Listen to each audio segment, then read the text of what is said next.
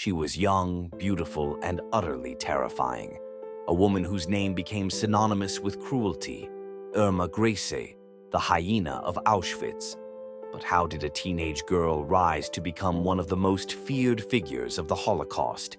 And what fate awaited her when justice finally caught up? Irma Grese wasn't just any Nazi officer. She was one of the most brutal female guards in history, personally responsible for the suffering and deaths of thousands. Her sadistic reign of terror at Auschwitz and Bergen-Belsen shocked even her fellow Nazis. But the question remains, what turned her into a monster? Born in 1923 in Germany, Grese grew up in a strict rural household. By her teenage years, she became deeply indoctrinated into Nazi ideology.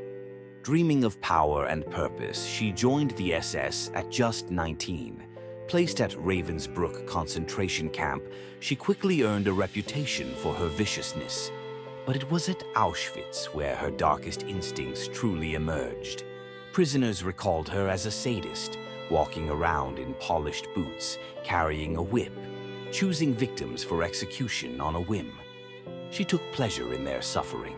Some say she trained attack dogs to maul prisoners for entertainment. Others claim she personally tortured and beat women to death. And yet, she remained eerily composed, often smiling as she carried out these horrors. As the war neared its end, Grese was transferred to Bergen-Belsen, where she continued her reign of terror.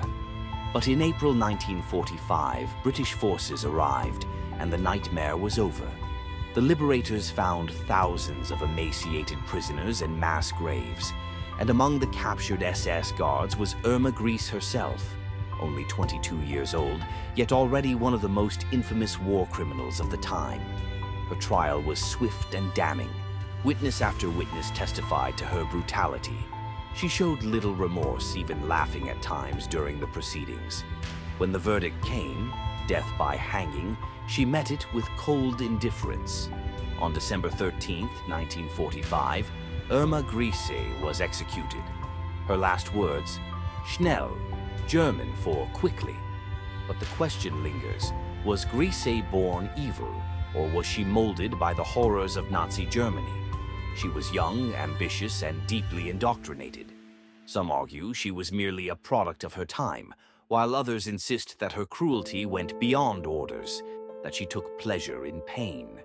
Whatever the answer, her story serves as a chilling reminder of how ordinary people can commit unimaginable atrocities. History remembers her as a monster, a woman who stood at the gates of hell and embraced its horrors. But perhaps her true legacy is a warning, a dark lesson on what happens when power, ideology, and cruelty intertwine. What do you think?